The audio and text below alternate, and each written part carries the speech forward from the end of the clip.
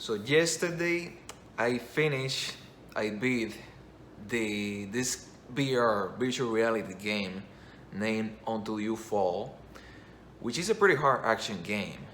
Sword-based game where you have to, constantly dodge blows and slash with your own swords and all that. And I think it's a pretty good game, which has a structure that invites making a really great story for it because it fits with that kind of thing. And the fact that you as a virtual reality player with the headset on, you see yourself inside the world of the game, obviously helps to deliver that epic story much better. However, when I finished the game, which I finished in the easy, difficulty, which wasn't easy at all, by the way. It was crazy even in the easy difficulty. I realized that it, it didn't have a great ending as I was expecting. And even throughout the whole thing, from the beginning, uh, the company that made the game, whoever was in charge of story or writing or dialogue in the game, they could have given a lot more to make it a lot more epic, and the structure was there. The inviting game word or word in general to use a really epic story there and to use that story and that word that was already created, through software, through design, all of them could have been used together to give a much more immersive experience to the player. So basically, I was the player. I played through all that, and after a lot of struggle, I managed to pass it. Even in the easy mode, it was a lot of struggle. But the game was great, but I was left like with blank because it didn't get the great story and the great ending, the epic ending that it deserved. So what I'm gonna do is share with you what I thought of, what I imagined for that. And this is not anything new for me. I've done this for, a lot of other things.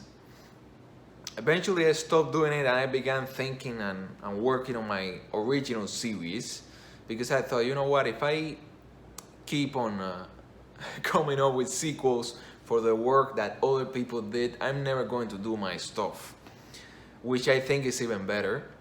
But in this case, this is a pretty short game, and I can tell this story in pretty fast, like 10 minutes maybe. So I'm gonna make an exception here. I'm gonna say it.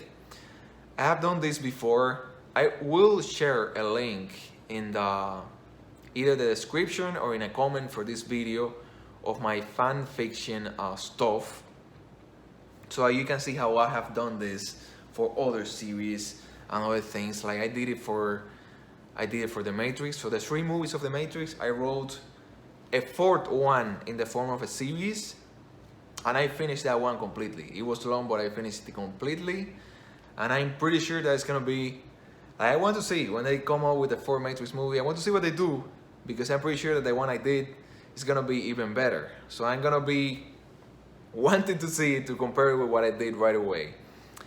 You will be able to see it right now and read it now because you're gonna get my link here in this video, in the description, in a comment. I did an episode 8 for Star Wars before, the terrible Last Jedi movie, where they completely destroyed the character Luke Skywalker. They finished that character completely in that movie. I did a story for a movie of that long before The Last Jedi was released, and I published that and everything. You're gonna be able to see in my fan fiction. I watched the shows, which are worldwide famous anime shows, Naruto and Naruto Shippuden. I watched them, and I came up with a sequel with an all-new protagonist that, and I made it the grandfather of the main character Naruto and the father of Minato, who is another super important character in that series. And I think I did a pretty good job in that sequel series. I got up to like episode 50, so I really took it seriously, even though it was just fan fiction. I did a lot of it. Anyone who watched those animes and who liked them should watch that. I read the series, which is like 4 books long, by Bruce Coville, the Unicorn Chronicles, and I came up with the ideas to do a book number 5, which will be just as good as all the other 4 books, which were good, by the way. I enjoyed them. And I made a video. I made videos of me talking. One of my playlists here in this channel is that, me analyzing things from those books that I enjoyed. And the very last video in that playlist is me telling the story of how I will do a book 5 for that series. So, this of coming up with how to do sequels for other people's stories, this is not new for me. I have done it a lot already. I have done it for mine. I'm doing it for mine right now. I'm working in my own series right now. In an original science fiction action thriller series. But I have done it for others. And now I'm gonna do it for game too, for Until You Fall. So what I'm gonna do with this video, I'm gonna share with you, with the viewers, anyone who plays the game and watches this. And I'm gonna share with Shell Games, with the company that made Until You Fall, in case they want to do a part 2.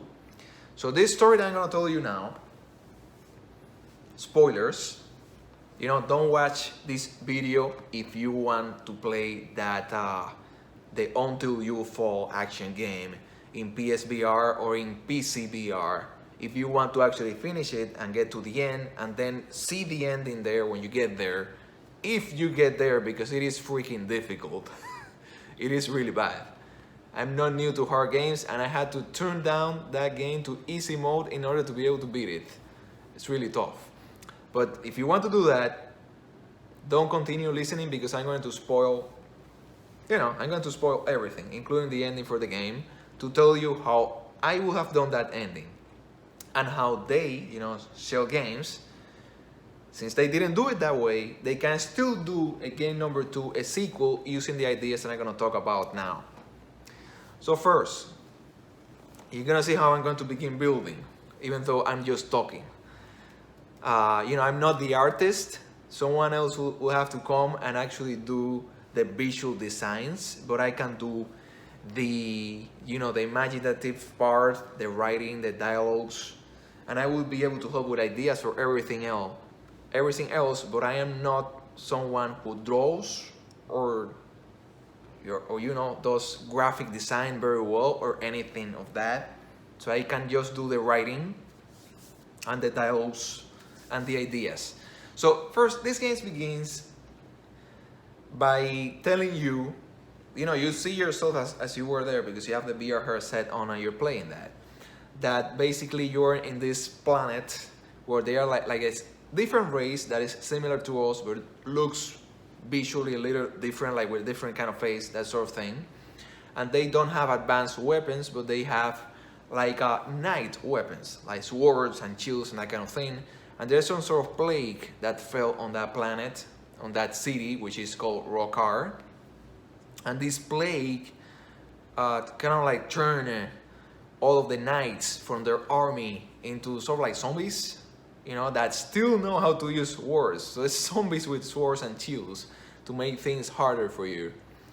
And basically you were like the last knight that fell to that calamity, that died. But this kind of like, goddess-like entity revives you, and that's when the game begins.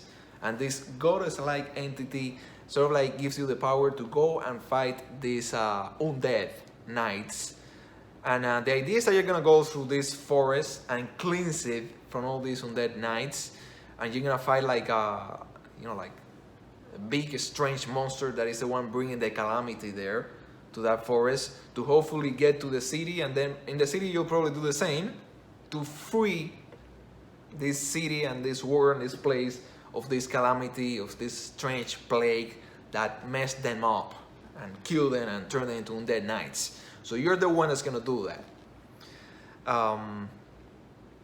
They don't tell you how this female voice that sounds like a goddess-like entity has the power to revive you, and every time you died fighting these calamities and things, you don't get a game over. You basically know that this goddess-like thing, or female, whatever she is, revives you, and you come back. You as the player who's playing through all that. So throughout the game, you're basically just having battles with these undead knights, and that's all you do. It's an action game. Just fight the undead knights, which are pretty crazy with their swords. It becomes a slice and slash and dodging madness. It's pretty crazy. And eventually, well, you get to the end and you have to fight the big monster and all that. But here's the thing. Spoilers, I already warned you about this. When you finally beat the monster, which is supposed to end this calamity, you go back to this goddess-like entity that was making new weapons for you and bringing you back all the time.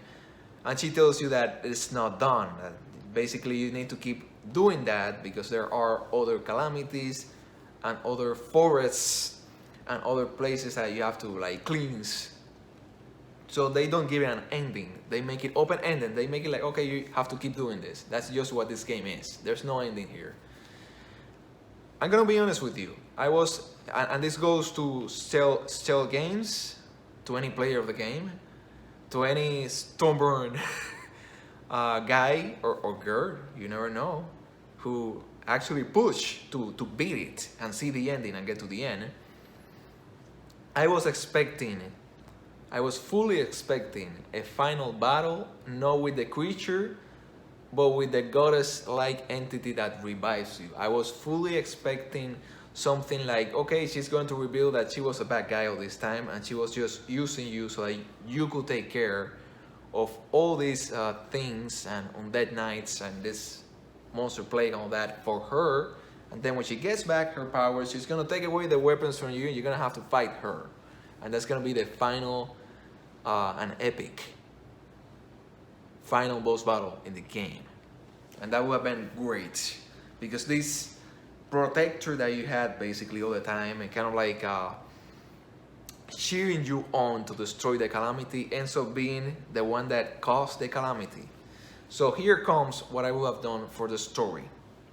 So what I would have done for the story, I would have made the Aether Demon the final boss. I would have made the Aether Demon the first boss, maybe even a third boss if you want to see that creature again and have a harder battle with the creature. I would have led the two captains as the second boss battle. That was good. But then I would have had a final and fourth one versus the, whatever you want to call her. You call her the Aether Goddess, whatever you want to call her. And there, it should be like after the forest and at the beginning of the city, of the Rokar city, whatever it is, whatever you want to call it, and just tell me what I think about it right now. And I will leave half of the story, or most of the story of the game for that point before the final battle to make it even better, and I will make the final battle the best battle in the whole story, which could have been, you know, an actual small book. It didn't have to be a game. It could have been a small book. So what I would have done for that is that when the player gets there, this Aether Goddess thing is going to sort of like come back to life or regain her power because you destroyed the knights for her and you destroyed this creature for her, and then she could reveal to you that she was basically using you, that she revived you and used you to destroy all these things because it was convenient for her to get her power back. And they could even say that you were not the last, how they told you at the beginning, the last of the knights that fell to the calamity. You were in fact the one that had to seal her, right? That would make it even more interesting for the player. Like, hey, you were the hero that made it happen, but it didn't work after all, and you fell too. And now she, the one that you had to take out, revived you and you took care of business for her, and now she's gonna take you down again.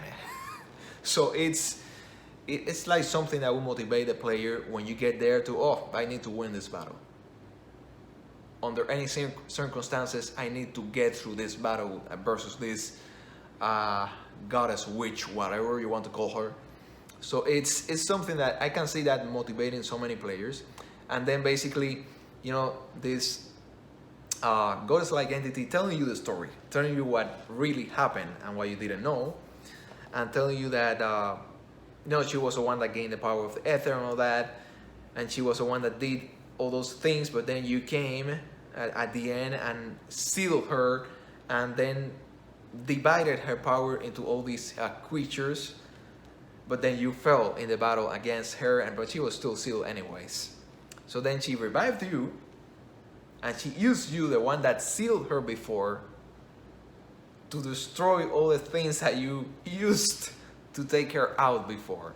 But now that she did this and that you took care of business for her, you basically left it all ready for her to rule again and to, you know, basically destroy the Rokar city, which is what you, as the protagonist, as the good guy, as the hero, or the heroine, because it, you know, anyone can play this. It can be played by a man, it can be played by a woman. Doesn't really matter the gender of the knight that plays the game.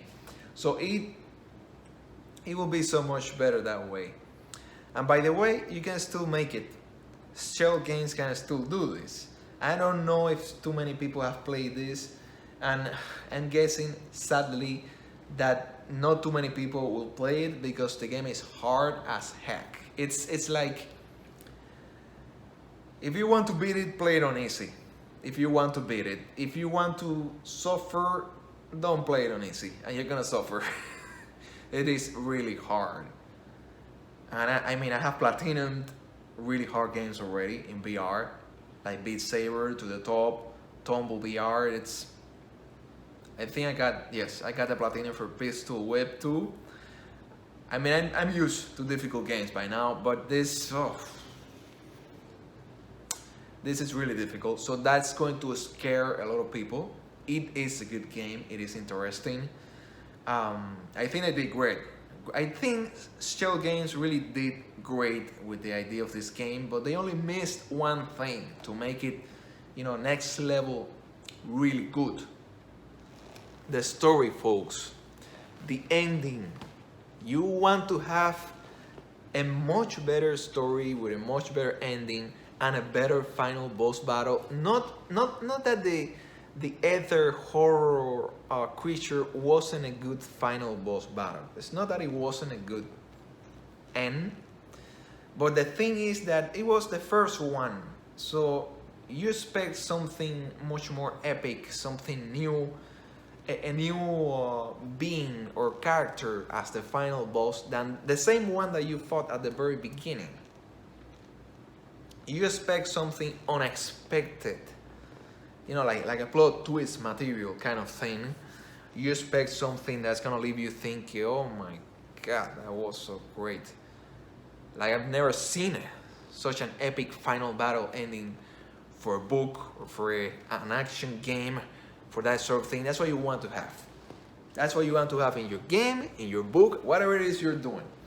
And it's a little disappointing because I saw all those signs in these games, word and its structure and the way it began, all that, to deliver that thing at the end to the player. Like, if at the end of the game they make you fight this ether demigoddess that was the one who revived you to do everything, and she ends up being the bad guy, and they give her like a knight shape, you know, with like red crazy hair everywhere and the same weapons that you have, but more power than you, more health, you know, a bigger health bar to make her more difficult, maybe a little more speed.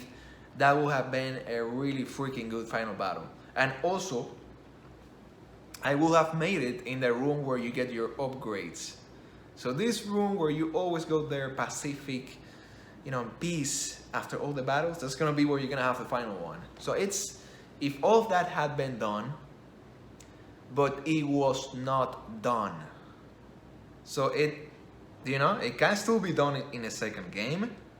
In the second game, they could do it like, okay, let's think of names, like Until You Fall 2,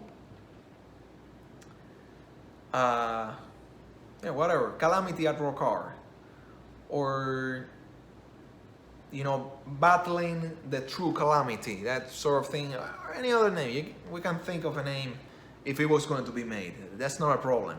But the idea is that it could have been done the first one. Since it was not done in the first one, by the way, I speak pretty good English, but English is not my native language. So that's why sometimes I make mistakes while I'm giving the speech or while I'm talking or giving a talk. It's because it's not my native language. But I will get used to it and I will do much better in it. I mean, I have already given classes publicly at an actual classroom in English, so I don't have any problem with it, even though I still realize that I still speak even better in my native language. That's just how it is. I need to improve even more. So, how I was telling you, it can be done. It is what I plan to do in my stories. In my stories, I'm not gonna drop the ball with the ending. Expect a really epic ending, like what I was expecting in Until You Fall. You know, that kind of epicness. I was expecting to have the final battle right there in the room where you get your upgrades with everything destroyed and smashed, and versus the goddess who was going to, in what I was expecting, in my imagination, was going to break out that crystal that you see in that rune in the front above. I was going to come out of there looking a lot like you, like a knight with red crazy hair. And I don't know, taking your weapons, something like that, taking your upgraded weapons that you worked so hard to upgrade to level X, and then you're gonna have to fight her with level 1 weapons. Something crazy like that. Something exciting like that. It's not crazy, it's pretty exciting. It's a battle that I can see the players enjoying very much. And then if they get that, guess what's gonna happen then? Anyone who gets that and gets there and sees that battle, regardless of whether they beat it or not, they're going to praise the game. They're gonna love it. It's gonna give them an experience that is really going to, make it feel like an epic day in their lives. This can be done through books. I will definitely do it through mine. But it can also be done with games that it could have been done with this game like so easily. It was already there. You already had the structure. You already have the voice for the Ether Goddess. It really wouldn't have been that hard to make her like the final battle of the game. Her. It would have been fantastic. So yes, and it can still be done. Like in a sequel, in a part 2, which doesn't have to be in the woods, like the first game, it could be in the Rockar City. They could begin the second game just telling you, oh, you destroyed all the Aether demons, all the Aether horrors. You destroyed them. That's what you did in the first game, because they told you that there were many. So you did it. Job well done. And then this goddess that revived you and helped you disappeared. The crystal in the room is broken. Where's she? So now you go through the woods again, but they're empty. There are no more undead knights. And you get into the city, and you have to go through that calamity in the city. Maybe they could make it so that you have some sort of, you find or whatever, some sort of strange, legendary, whatever, magical ether crystal that revives you. So in the second game, you're not revived by the goddess. You are revived by by yourself, by this crystal that you get. It's no big deal. But when you get to the end of the second game, to the end of the Rockar City, after the new wave of knights and undead monsters and all that crap, which was pretty challenging in the first game. I mean, I went through all that on easy mode. Otherwise, no, it was pretty tough. Which is the reason why there are so very few people that have done it. Like, I look at the number of people that have done it, and it's less than less than 7%, I think, out of the total people that bought the game. And I'm pretty sure that everyone wanted to beat it, because no one begins that game without wanting to beat it. So what you're gonna find at the end of the second game, like in a cathedral sort of thing in the city of Rockar, is the one that was this demigoddess that revived you before, but then she's going to reveal the whole truth of what happened to the world and to your, city capital. And what you did, you were the one that sealed her before, so that's why she picked you. There was a reason for that. And then you have to fight her. And that will make, not the first game, because that didn't happen in the first game, but that will make the second game a real, treat. For the people that like the first, like if it was done like that in the second game, oh, I would love to buy it, and I would love to play it. But if a second game is done and they do the same thing that they did in the first, where there's no ending, the story that could have been really amazing wasn't really developed that much, I probably won't buy it, to be honest with you. And I am one of the first, not one of the first, but one of the few people that did enjoy the first game. I did enjoy it, even though it was really hard and even though there was no ending. Because what they did there of telling you, oh, you're not done, you need to keep doing this. There's no ending here. That wasn't an ending. That, to me, that was disappointing story-wise. Can it be fixed? Can it be done a lot better? Can it be made in a way that's going to attract many more players to your game because of how epic the new story is? Yes, it can be done. I just told you how to do it. And I hope that Shell Games, I'm gonna share with Shell Games in Twitter, if they have a Twitter, I hope they do. I hope that Shell Games listens to this. I know that I talk a lot. I thought I was going to do this in 10 minutes and I didn't have an hour. That's typical of me, by the way. If you still need more ideas to make the second game story, even a little better than what I said here, contact me, let me know about it. I will gladly help you. I have a lot going on right now, so I honestly don't know if I will be able to take like full-time storyteller, writer, editor, creative thinker job for Shell Games, because right now I'm doing a master's degree in higher education administration, and I'm working on writing my first book with an epic story that does have an epic ending. That's gonna leave people like, what? So honestly, I barely have any time, but this kind of thing doesn't really take that much. How long did it take me? Like 28 minutes it took me to sit here and give you a great story for Until You Fall 2. So it, I wouldn't mind giving a few more ideas to make it better. Like if you ask me, Pedro Cristobal, author Pedro Cristobal, what do you think? I mean, we like your ideas. We're gonna use them for Until You Fall 2. How can we make this part here better? What do you recommend that we do here in the city? Like when the knight gets into the city, what should the first area look like to make it more interesting to the player? I can help you with that. Can I design it? Nope. I don't know anything. I can give ideas and all that, but I am not a graphic designer. I am not someone that is good at drawing. If I was really great at drawing, I would be doing mangas already, because I know so many great stories, and if you do it as mangas, ooh, that would be like worldwide sensation. But the only thing that I can do is write it as a book. That's what I can really do with the skills that I have. So that's it, guys. I hope if you are a player of Until You Fall, I hope that you enjoy how I envision how this game could have been so much better with this better story, and I hope that you like how I imagine like a second game, how they can do it a lot better than the first, only because the story is better and because the final battle and the ending is way better. No, are way better. And yeah, if you liked what I said here, let me know. If someone in Shell Games liked it, let me know.